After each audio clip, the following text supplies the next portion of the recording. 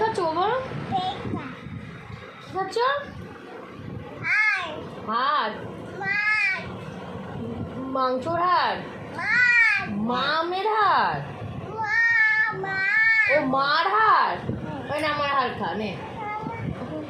তুই তো বললি আমার হাড় খাচ্ছিস, নে খা এনে। তুই মার হাড় খাচ্ছিস?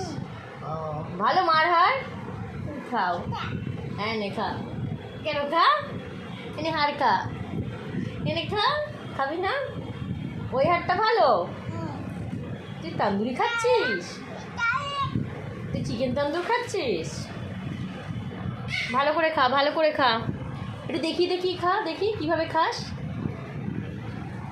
দাঁতে দিয়ে এরমভাবে দেখে, এই যে এরম খা।